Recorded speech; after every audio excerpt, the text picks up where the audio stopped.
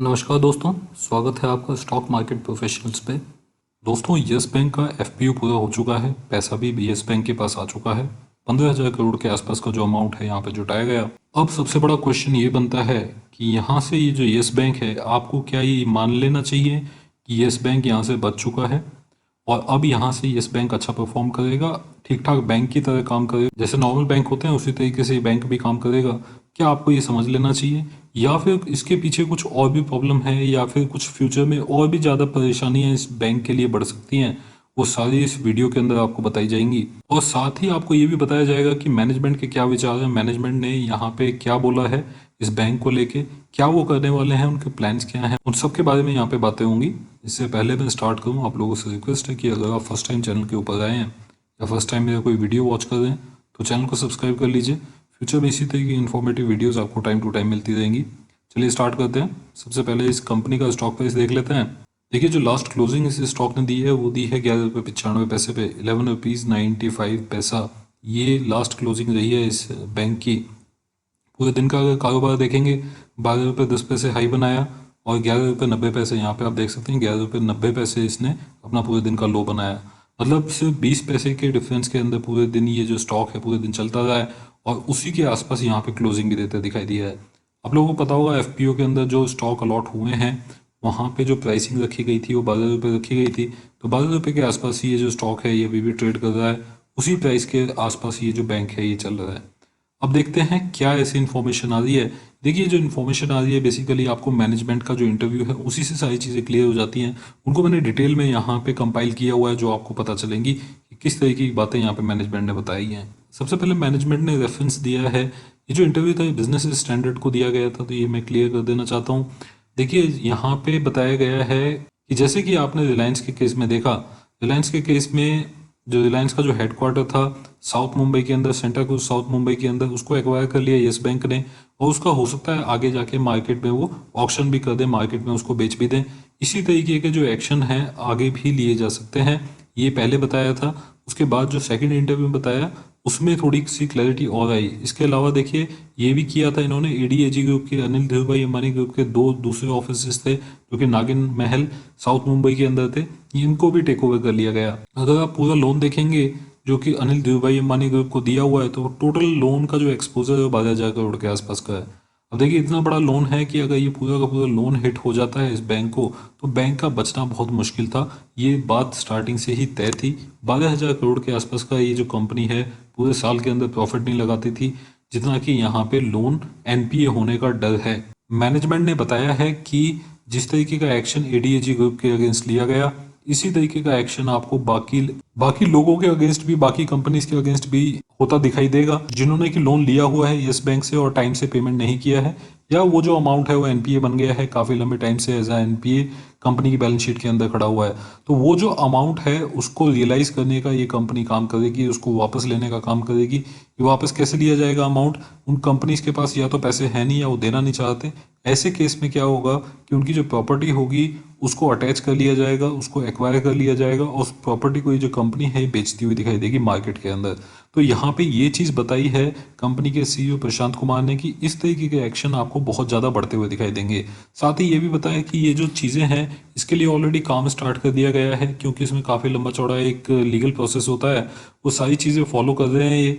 और ये जो लीगल प्रोसेस होता है एटलीस्ट ये 2 से 3 महीने का टाइम इसमें लगता है। तो अगले 3 महीने के बाद आपको बहुत बड़ा एक्शन यहाँ पे दूसरे लोगों के अगेंस्ट भी, दूसरी कंपनीज के अगेंस्ट भी होगा, जिनका कि एनपीए का अमाउंट यस बैंक की बैलेंस शीट के अंदर दिख रहा है। अब देखिए, यहाँ पे जितना भी अमाउंट रियलाइज किया जाएगा वो सीधा सीधा कंपनी की बैलेंस शीट में आएगा, कैश फ्लो के अंदर आएगा और एक क्वेश्चन की तरह काम करेगा इस बैंक के लिए, क्योंकि आज की डेट में कैश की बहुत प्रॉब्लम है इस बैंक के पास।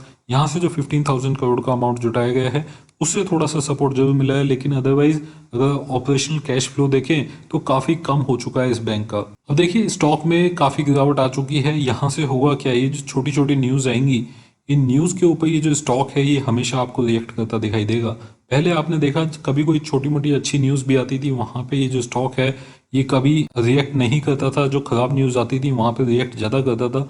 अभी ये जो चीज़ें हैं बिल्कुल उल्टी हो सकती हैं, बिल्कुल रिवर्स हो सकती हैं।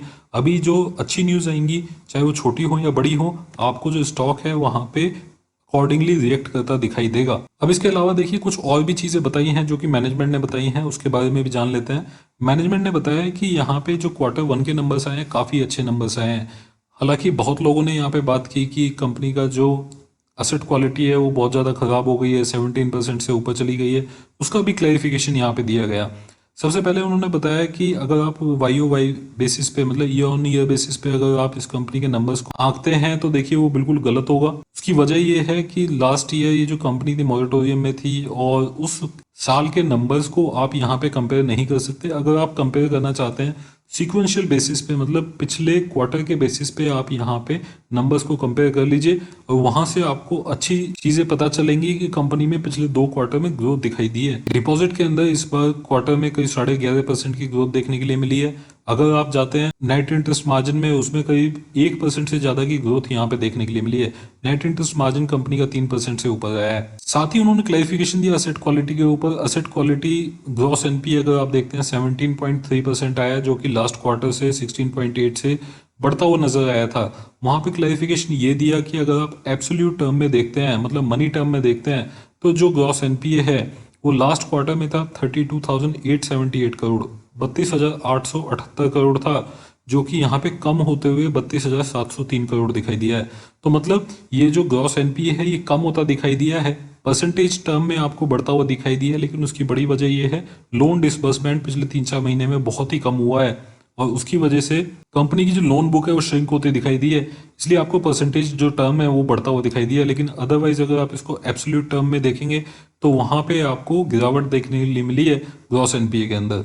अब चलिए, सबसे बड़ी प्रॉब्लम ये जो बैंक है ये आगे कैसा चलेगा। अभी देखिए 15,000 करोड़ रुपए इस बैंक के पास आ चुके हैं। बैंक का मानना है कि अगर थोड़ा बहुत शॉक यहाँ पे एनपीए को लेके और लगता है, मतलब थोड़ी बहुत प्रॉब्लम यहाँ पे और आती है एनपीओ को लेके, जो कि बिल्कुल लाजमी है। ये जो एनपीओ को लेके प्रॉब्लम है बिल्कुल आनी ही है। 4-5% तो ये बैंक खुद मान रहा है कि यहाँ से और बढ़ता हुआ दिखाई दे सकता है, मतलब 20-22% के आसपास भी यहाँ पे एनपीए जा सकता है।